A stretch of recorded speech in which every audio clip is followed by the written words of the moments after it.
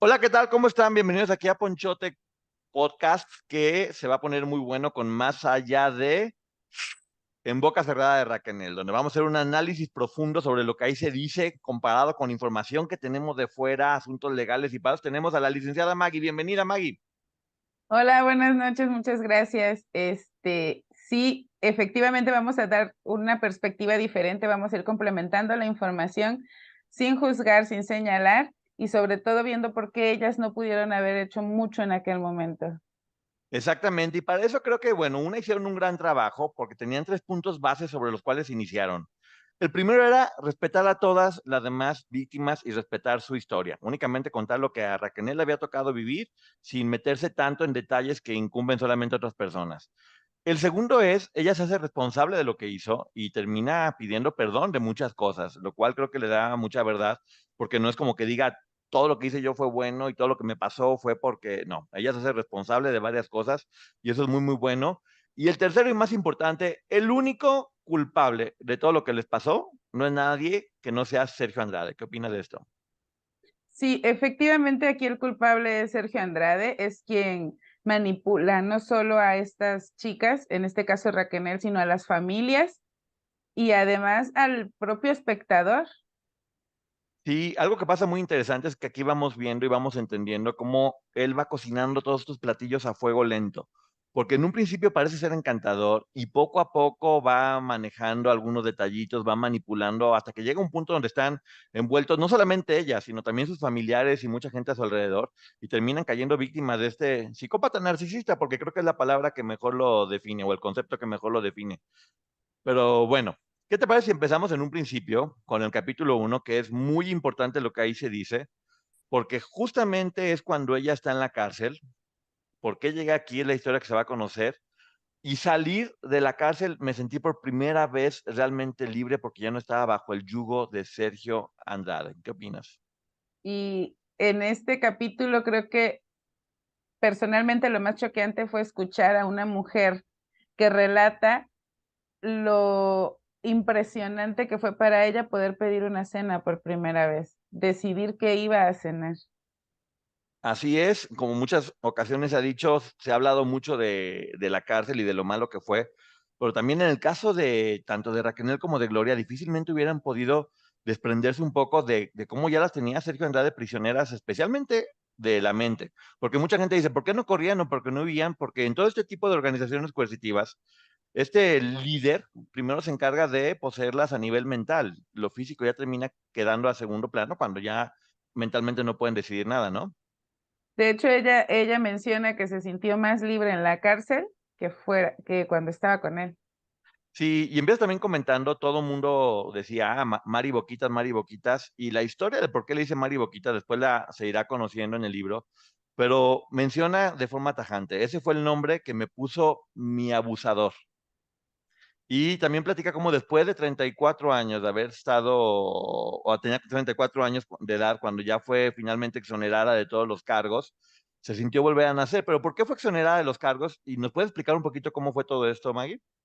Sí, ellas al renunciar, porque fue el caso de las dos, tanto de Gloria Trevi como de María Raquel, al renunciar a su derecho de presentar pruebas con las que había, se les juzgó y entonces a ellas se les declara inocentes por falta de pruebas.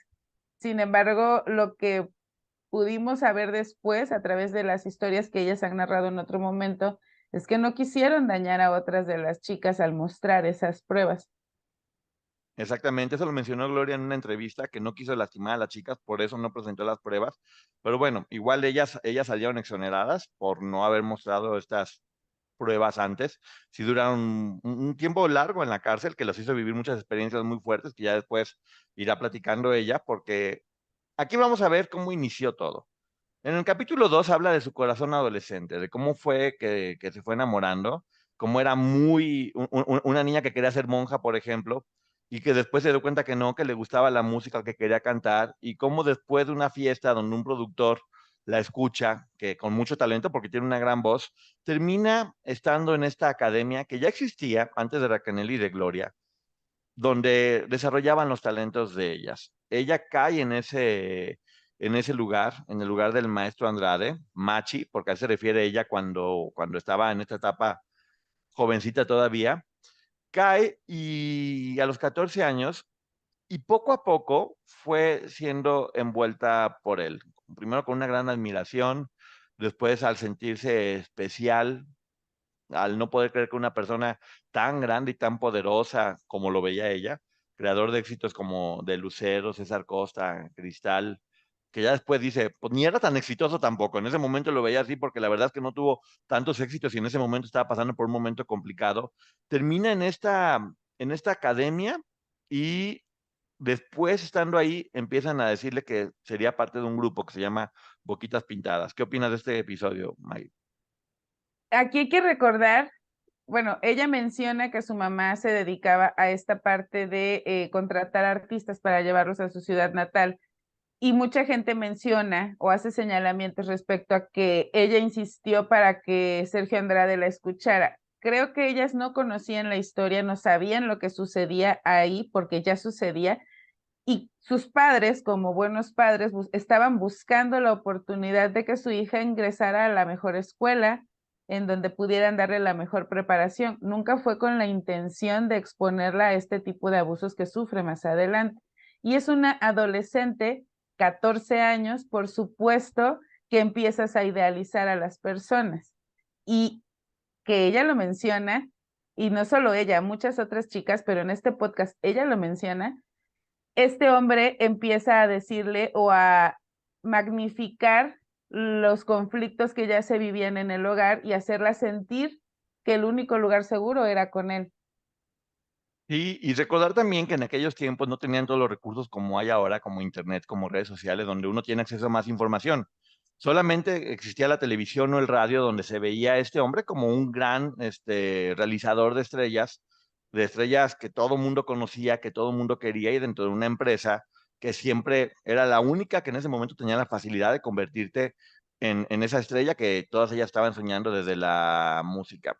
Entonces, bueno, en esa academia que ya existía, ella fue preparándose poco a poco con mucho talento, tocaba instrumentos, cantaba, bailando y con la esperanza de hacer este grupo musical en una época donde teníamos Timbiriche, Parchís y era como el sueño de cualquier persona de esa edad. Era un grupo hecho por puras mujeres que tocaban también instrumentos musicales y hasta ahí todo estaba bien. Como ella menciona, en un principio esta historia se trataba de una niña que quería ser artista y terminó convirtiéndose en la historia de una niña que terminó dando todo por complacer al que consideraba que era el amor de su vida. Y aquí es cuando venimos al capítulo número 3, que se llama Mi boda de quinceañera en secreto y bajo amenazas. Algo que suena horrible es que dice que tanto su boda como sus 15 años no le gustan porque ambas lo sentía ya como si fueran funerales. ¿Qué opinas? Creo que el momento de la fiesta de 15 años para muchas personas es importante. Marca esa diferencia entre dejar de ser niña y empezar a ser una jovencita, el maquillaje, las zapatillas. Y ella lo que vive en su fiesta de 15 años es el ni siquiera poder acercarse a sus compañeros de clase que fueron invitados, una fiesta que prácticamente su mamá la obliga, entre la mamá y la abuelita, para que la realicen y la que se vuelve la condición para que se pudieran casar. Y ella menciona que poco a poco, la forma de él de ser violenta se fue dando sin que se diera cuenta. Como estuvo en colegios de monjas y las monjas eran muy exigentes, no se le hacía como tan extraño que él fuera exigente, pero ya después el punto de hacerla tocar hasta que le sangraran los dedos, de hacerla que dijera todo el tiempo, gracias, por favor. Y este romance empieza siendo muy inocente. De hecho, a los papás le dicen, no hay forma de que esto pase. Iba y se pasaba fines de semana con su familia, jugaba PlayStation, no sé cómo se llama en ese momento, Nintendo con sus Ajá. hermanos y todo el mundo era muy feliz y muy contento y él dice, ¿saben qué? No se preocupen, es únicamente un amor platónico que tiene ella por mí, pero yo la voy a cuidar. Resulta que no solamente no la cuida, sino que la está manipulando y Raquel nunca accedió a lo que él le pedía, que era obviamente tener relaciones en algún motel. Y dice ella que una vez estando en el cine, que ella estaba muy contenta, pues sí, con los besitos, con un noviazgo típico de la edad, aunque él fuera más grande que ella, él dice, ¿sabes qué? Ya no puedo más con esto, voy a hablar con tus papás. Y así de la nada llega y dice, oye, le echa la culpa a ella, dice, Raquel ya me está diciendo que se quiere casar y yo lamento decírselos, pero va a haber boda. Lloran, todo mal, todo triste. Y cuando mucha gente se pregunta por qué la dejaron casarse con él, la historia de la mamá de Raquel es un poco parecida. Ella también era menor de edad, curiosamente al igual que la mamá de Aline y muchas otras que siendo menores de edad se enamoran y se casan. Entonces no era algo tan raro para ellas poder acceder a algo así. Una de las condiciones que pone es, ok, te vas a casar, pero antes tienes que tener tu fiesta de 15 años, como una forma de, a lo mejor de persuadirla, de que viera que no era lo que quería. Y la sorpresa es que ambas se convierten en una pesadilla porque Sergio se hace presente en su fiesta de 15 años sin dejarla mover con nadie. Y la que era la boda de sus sueños termina siendo una boda donde está casi disfrazada con un vestido que parecía costal. Y la boda en Nueva York que ella soñaba terminó siendo en la casa de su suegra, una mujer que tiene mucho que ver con todo esto, ¿no? Sí, lo que le sucede a Raquel era muy común en aquel tiempo, por eso había muchas jovencitas menores de edad casándose con autorización de los padres y casi siempre se concedía esta autorización porque a nivel legal él amenazó a los papás con llevársela. A nivel legal, si él se la lleva, lo que hubiera sucedido es que la autoridad lo hubiera obligado a casarse con ella para reparar el daño, porque la estaba mancillando en su honor y el honor de la familia. Entonces, es una cuestión muy compleja de entender tal vez hoy en día, pero en ese momento así funcionaba y es algo que debemos de tener presente para no hacer este tipo de señalamientos hacia los padres o incluso hacia ella. Así es, tristemente la multa por abusar de una menor era casarse con ella. Así eran aquellos tiempos y es lo que estamos hablando de cómo las leyes van avanzando. Esto obviamente viene ya en el capítulo 4 que se llama Luna de miel amarga, matrimonio de tres con gloria. Porque no solamente en la luna de miel que ella soñaba en Nueva York termina en la casa de la mamá, donde básicamente le dice capacítala para que sea mi empleada, que le limpie, que le hagan en una habitación separada, empieza a estar muy mal. El concepto que tenía en ese momento de esposa era pues, la empleada, la que tiene que hacer todo lo que quiere, la que trate bien al señor, como si fuera un amo, que era mucho, también hay que recalcarlo, la educación que se daba en aquellos tiempos. Sí, porque recordemos que ella tiene esta idea que no solo le inculcan en su casa, sino también en el colegio, en donde le dicen que para ser una buena esposa debe de hacer todo lo que le diga su esposo, porque es el hombre, por supuesto. Y esta idea la lleva a acceder a cosas que cualquier niña a los 15 años pudiese acceder sin la información adecuada. Y además está viviendo con su suegra, que está perpetuando esta violencia de alguna manera y le está enseñando a ser esa esposa que se dedique a atenderlo a él y que todo lo que haga para él tiene que ser perfecto. Si eso que hace ella es perfecto, él la recompensará con amor, pero ahí está la sorpresa que se llevó ella. Sí, cada vez él se va poniendo más violento y ella va aceptando por esto del matrimonio es para siempre, no te puedes separar, la va alejando de sus padres, ya no estaba viéndolos. Y de repente, mientras están haciendo el grupo de Boquitas Pintadas, aparece un personaje que sería muy importante en su vida. Dice ella que de la nada, sin saber de dónde apareció, está ahí Gloria Trevi, que ya conocemos su historia, que después estaremos comentando en la bioserie que está haciendo, en la cual prácticamente ella gana la doble de Chispita, la becan en el CEA para que esté estudiando y ahí Sergio la ve y la descubre. Son historias paralelas que luego pueden ser un poco parecidas, pero hasta este momento, para Raquel la conoce. Empiezan a tener una relación, empiezan a ser amigas, hasta que un buen día llega la escena trágica donde Sergio le llama a Raquel y se da cuenta que está teniendo relaciones con Gloria. Le dice, mira, tu amiga te traicionó y bueno, quiero que entiendas que si me amas, la relación es de tres y tendrás que aceptarla. Sí, y es complejo de entender, pero recordemos que para este punto las dos son menores de edad y que este hombre tenía la capacidad de llevar no dos, sino varias vidas con diferentes mujeres al mismo tiempo, lo que a ellas las pone en una situación de vulnerabilidad. Exacto, y hacer mención que el abuso que sufrieron ellas es un delito sin importar la edad, pero el ser menores sí es un agravante para Sí. tomarlo en cuenta. Eh, Después se van dando cuenta que no eran dos, que eran más, que era una práctica que él iba siguiendo a lo largo de mucho tiempo y como hemos comentado, él no apareció de la nada, él ya venía preparándose o teniendo la costumbre de hacer estas prácticas. Y viene el capítulo 5 que es uno de los más desgarradores, que es Mi vientre vacío, los hijos que nunca tuve, donde ella, al estar embarazada y considerar que iba a ser el principio de una familia, terminan llevándosela contra su voluntad a una clínica en Estados Unidos, un asistente que tenía Sergio, donde la hacen perder el bebé y ella piensa que hasta el momento no solamente eso, sino que la imposibilitaron de volver a tener hijos nunca. Sí, y de hecho, nuevamente a este punto, era menor de edad y él ni siquiera la lleva otra persona que es importante y por eso es importante que escuchen el podcast completo, en donde ella relata que esta persona era la mano derecha de Sergio, que a qué otras chicas o a qué otras personas esta mujer había llevado a hacer estos procedimientos. Y ella nos relata una historia demasiado cruda de la manera en que se da cuenta que la llevaron a abortar. Sí, y ya para ese momento ya está completamente rota, ya perdió la alegría de vivir, está deprimida, solamente empieza a obedecer como una forma de poder sobrevivir. Y viene el capítulo 6 donde es Crece el harén y un secuestro express. Empiezan a llegar otras chicas, con el pretexto de prepararse en la escuela para ser artistas, y los papás se dan cuenta que algo está pasando mal y deciden ir por ella, o sea, hacen presión, hasta que en un momento van a un café, Raquel acompañada por Gloria y su papá, y el papá se la lleva a la fuerza. De hecho, cacheteó a Gloria porque Gloria no quería dejar que se fueran y se la lleva a su casa y dice, no hay forma que regrese ahí, las cosas están mal y la sorpresa es que de repente tocan la puerta y es Sergio acompañado de algunas personas que tienen que ver con la ley y a punta de pistola le vuelven a arrebatar a su hija a su papá. Y aquí entra un personaje importante que es el hermano de Sergio, que muchos años se dijo que tenía un poder tan grande que lo podía proteger, y a mí me parece que esta parte del relato de Raquel nos deja ver que efectivamente siempre hubo por ahí algún tipo de protección o cuidado al hermano, aún sabiendo que estaba haciendo las cosas mal.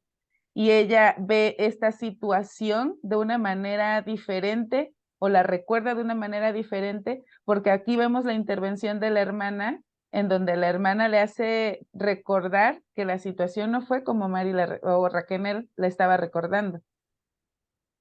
Y tristísimo porque ella también ya después se sentía responsable de que su papá estuvo a punto de morir. Entonces ahora ella no tenía dónde ir y también sabía que el hecho de querer pedir ayuda a su familia o querer regresar, iba a generar problemas. Logra manipularla para que termine peleada con su familia, donde piensan que ella es la mala, que ya está del lado de Sergio. Y sí, fractura esa relación con la familia y ella lo menciona, ya no tenía dónde ir, no tenía nada que hacer, completamente entregada, solamente obedecía y obedecía y obedecía.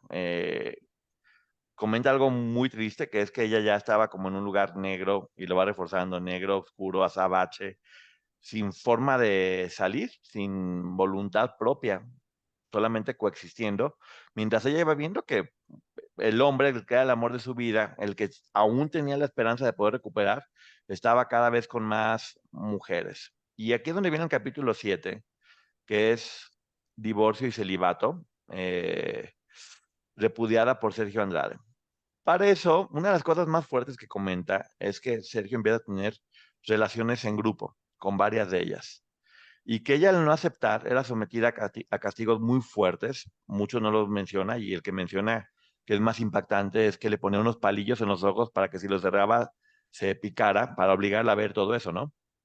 Sí, de hecho ella cuenta cómo sentía rodar las gotitas de sangre porque se le enterraban los palillos y él lo hacía esto a manera de tortura porque se estaban negando a formar parte de estos encuentros grupales.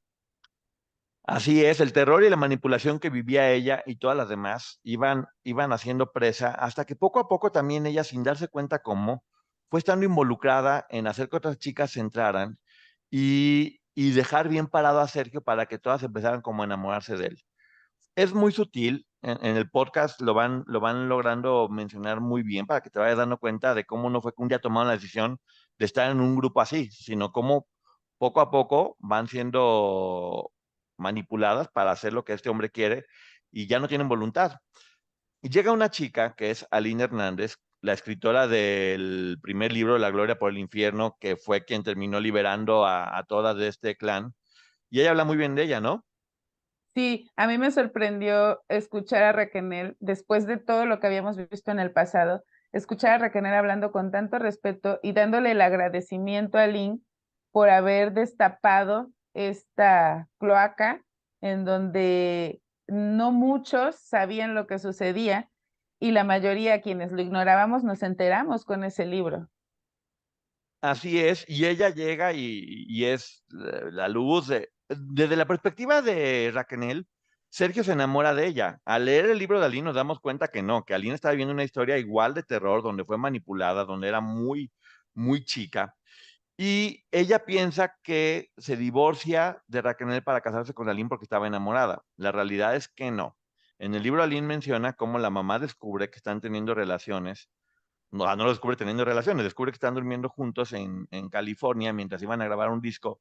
Y es tanto el terror de este hombre que decide casarse con ella con la finalidad no de enamorarse y hacerla feliz, sino para poder evitar todos los problemas legales en los que se podía meter, ¿no?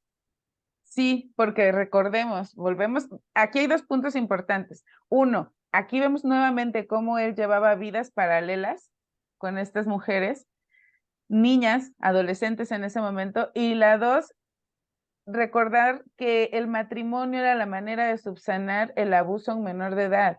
Y este hombre lo que estaba buscando era divorciarse de una Raquel que ya no era menor de edad para poder casarse con Aline, no por amor, sino para evitar los problemas legales que se le podrían venir encima, porque Aline tenía 13 años.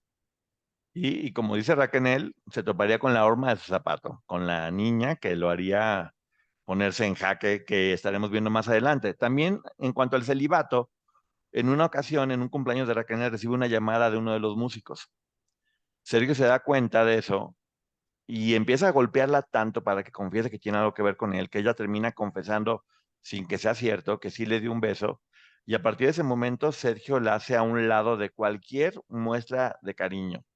Y ella menciona que durante muchísimos, muchísimos años era como, decía, y hace una frase muy fuerte que es, era la monja dentro del burdel, donde nadie me veía, nadie me tocaba, nadie me abrazaba, nadie me daba un beso, y yo solamente pensaba en hacer las cosas bien para que él me perdonara de algo que no hice. La repudiaba, y así fue como ella jamás volvió a formar parte de este grupo, por decirlo de alguna forma, sino que se convirtió en una empleada que solamente era la mano derecha que ejercía lo que Sergio le decía.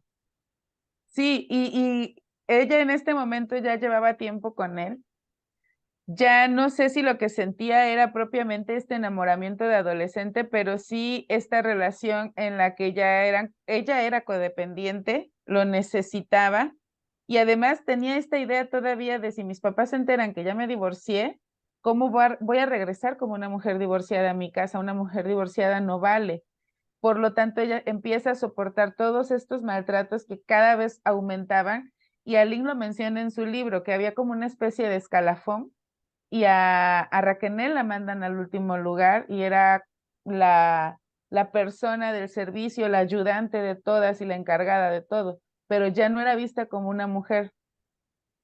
Sí, era como un objeto simple y sencillamente, y ya también varias de ellas estaban obligadas a castigar a otras chicas o a cuidar a otras chicas. Se va conformando esta organización coercitiva donde todas terminan siendo de alguna forma, corresponsables de que ninguna pudiera salir, de que todas terminaran siendo manipuladas y se van cerrando los círculos. Ella ya no tenía ninguna otra opción más que obedecer, y ya no es obedecer por una onda únicamente de sumisión, que sí era sumisión.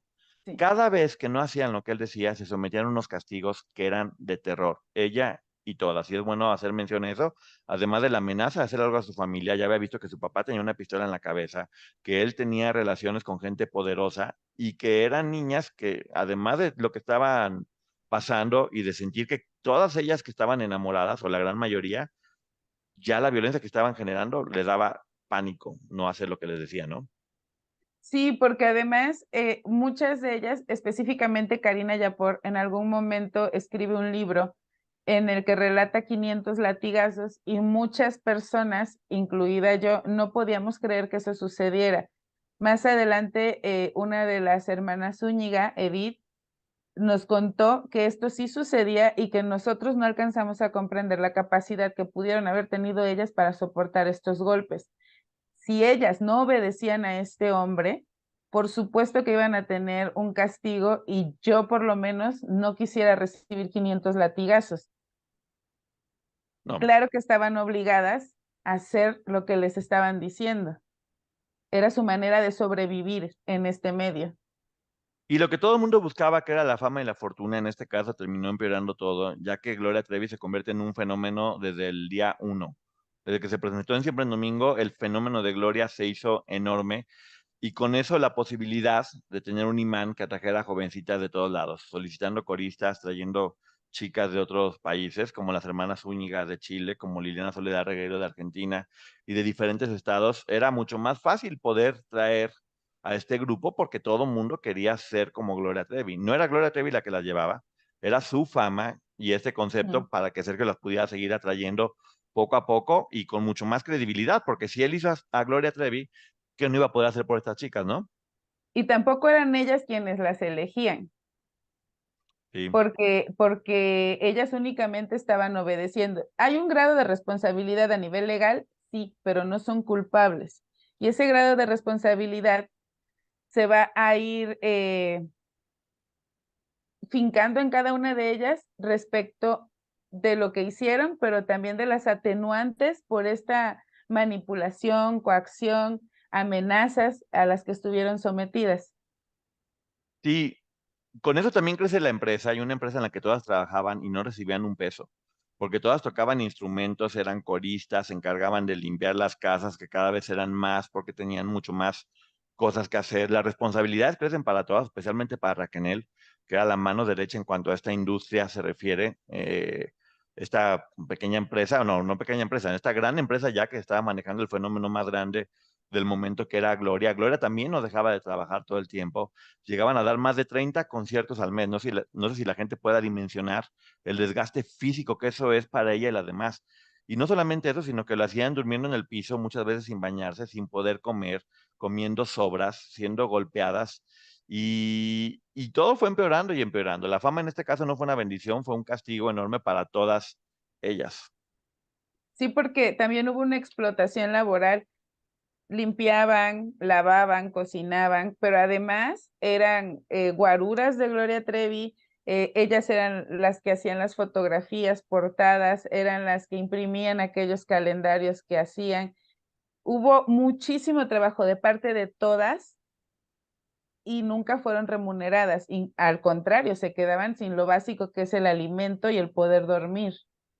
Y aquí es donde viene la gran pregunta, ¿por qué tanta gente vio esto y nadie hizo nada? Porque era evidente que llegaba él, llegaba con Gloria, y Gloria siempre estaba rodeada de chicas que tampoco le permitían hacer nada, que estaban obviamente todas con ropa vieja, sucia, despeinadas, todas pálidas, porque bueno, no estaban comiendo, no había forma de que esto pasara y fuera diferente, pero eso sucedió todo esto y fue creciendo y nadie dijo nada, nadie denunció hasta este momento, porque la industria lo tenía tristemente normalizado. Dentro de las Y, empresas era normal, ¿no? y ojo que Raquel en estos primeros 10 capítulos nos relata y nos dice nombres, direcciones, fechas. Ella está dando un fundamento a cada una de las cosas y está revelando nombres que pudimos suponer, pero que ella nos está confirmando que sabían de lo que estaba sucediendo y no hicieron nada justo porque estaban generando dinero. Así es, y tanto Raquel como María son muy valientes y dan nombres y apellidos porque se están haciendo responsables de todo lo que están diciendo. Más ahora, tomando en cuenta que hay un juicio legal contra Gloria, Sergio y Raquel, aún así siguen teniendo el valor de decir y sostener lo que están comentando, porque tienen los argumentos para hacerlo. Siempre al final de los capítulos hay entrevistas con personas que de alguna forma complementan la información que ahí se está dando. Y bueno, el fenómeno está creciendo, obviamente. Y a Raquel le llega el momento de brillar, lo cual le sorprende. Después piensa que después de tanto tiempo va a poder brillar por sí sola y es el lanzamiento de ella con una muy triste historia, porque en realidad a Sergio nunca le interesó lanzarla. Se enojó mucho porque se dio cuenta que empezaba a ser gustada, la sintió como un poco una amenaza contra Gloria, como una forma de que se pudiera saber lo que él estaba haciendo, y así como la lanzó y se quedó con todo el dinero, decide acabar con su carrera en un 2x3 solamente tronando los dedos, ¿no? Porque solo le interesaba el contrato y ella nos lo dice, él cobra por este contrato de Raquel para lanzar este disco. Más allá, y esto es a nivel personal, es una opinión, si él creía que ella podía haber opacado a Gloria o no, es que todas estas mujeres son talentosas En realidad, ellas tenían el talento y muy probablemente si todas y cada una de ellas hubieran destacado como pudieron destacar, lo hubieran dejado. Así es, pero bueno, ya estando en este momento donde ella ya, creo que es lo peor que hay, porque es como darle un dulce a alguien y luego quitárselo. Cuando ella ya pensaba que no tenía esperanza, se lo da y lo quita. Es peor todavía la forma en que ella cae. Ya está completamente en puntos suspensivos. De hecho, ahí llevan al director de la disquera que menciona que tenían grandes expectativas para ella, pero que Sergio un buen día llegó y dijo siempre no. Y ella se pone muy triste. Y ya las cosas estaban cambiando porque se había tenido que separar de Aline. Aline, junto con su familia, tienen el valor de divorciarse. Y ya se escuchaba que iba preparando un libro que escribió Rubén Aviña junto con ella, en la cual se diría toda la verdad. Y de repente, sin ella saber nada, escucha a Gloria diciendo que se va a retirar porque su manager tiene cáncer. Cuando ella dice, ¿por qué está pasando esto? ¿Por qué están diciendo? Y huyen al extranjero. Y ella decide irse en medio de muchos problemas porque Sergio había decidido jugar con los dos más grandes ejecutivos de la disquera, Salina Pliego y el Tigre Azcárraga, y ambos lo odiaban. Ambos los odiaban y ambos querían que Gloria no siguiera brillando. Sí, porque recordemos que este hombre así valiente, fuerte como él era, las ponía siempre a ellas a dar la cara. Aquí la persecución obviamente va también contra Gloria Trevi, contra todas estas chicas, porque él llegó a un punto en el que se sentía poderoso y cree que iba a ser fácil burlarse de estos dos grandes empresarios que mueven o movían en aquel momento las televisoras más grandes de este país. Así es, y bueno, el escándalo estaba a punto de empezar y es aquí cuando se termina esta primera parte del podcast de En Boca Cerrada y estamos ansiosos esperando los siguientes 10 capítulos que seguramente serán los más intensos y los más fuertes, porque esto era de alguna forma una forma de mostrarnos cómo fue la evolución para llegar a este punto. Se tiene que hablar de temas muy importantes y muy complicados, pero creo que un poco en resumen, muchos logramos conocer a Raquel, la historia que ella sí nunca había dicho, nunca había contado y logró empatizar muy bien con las personas, logró explicarnos muy bien cómo sucedían las cosas, siempre con respeto a otras partes. Algunas estarán molestas, obviamente, porque son diferentes puntos de vista, pero como se dice aquí, las historias no se contraponen, se complementan y es nuestra responsabilidad escucharlas todas y hacernos un poquito una idea general. Nosotros que hemos hecho reseñas de libros y que conocemos toda la información, que hemos hablado con varias de ellas, estaremos tratando a partir de más allá de justo eso, hacer una reseña de lo que sucede en el podcast y complementar con la información que tenemos, ¿no, Maggie? Sí, este es un breve resumen de lo que sucedió en toda esta primera temporada. Sin embargo, hay mucha información. Vayan a escuchar el podcast completo antes de que empiece la segunda temporada porque es importante. Vamos a seguir haciendo estas reseñas con respeto y sobre todo, y me gustaría que lo tengamos en cuenta quienes comentamos en redes sociales, quienes comentamos en este tipo de espacios, periodistas, no podemos revictimizar. Podemos opinar, pero nunca señalarlas a ellas. Es más que claro que son víctimas o que fueron víctimas de este hombre y no podemos revictimizar. Se les debe un respeto que aquí en México no se les dio desde que se empezó a escribir esta historia. Exactamente, y no frivolizar porque esto no es un chisme del medio del espectáculo, es un caso de horror de un hombre respaldado por mucha gente, porque no fue él solo, él no tenía el poder de hacerlo, terminó acabando con la vida de muchas jovencitas, manipulándolas, maltratándolas en todos los sentidos y también de sus familias. Y todo esto sucedió mientras todo el mundo veía y nadie hizo nada. Ahora sí, como dice Maggie, tenemos una responsabilidad como sociedad, si en un momento dado les dimos la espalda, de ahora hacerlas que se sientan apoyadas y queridas para que ellas se sientan con la fuerza necesaria de poder denunciar y que estos depredadores no sigan consiguiendo más víctimas. Pero bueno, muchísimas gracias por habernos acompañado, así estaremos haciéndolo eventualmente. Y antes que nada, muchísimas gracias, Maggie. ¿Algo que quieras decir antes de irnos? Gracias a todos y hay que escuchar, observar y siempre con respeto para que podamos entender lo que sucedió en esta situación. Y solo me gustaría agregar que hay personas que nos han preguntado qué tan conveniente sería que los adolescentes escuchen este podcast. Yo sí lo recomendaría a partir de los 13 años, que los adolescentes lo escuchen acompañados de los padres, porque nos puede dejar muchas enseñanzas. No es una historia de los años 80, es una historia que se puede estar repitiendo y no solo en el medio artístico, en cualquier medio. Hay que estar atentos, observar, escuchar y respetar.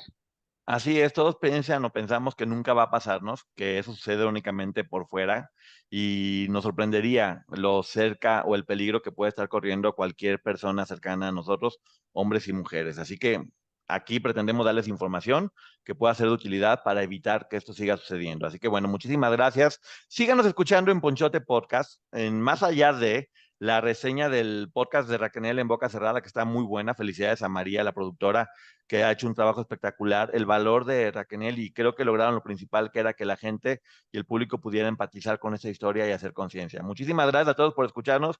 Nos estamos viendo. Bye. O escuchando. Gracias. Bye.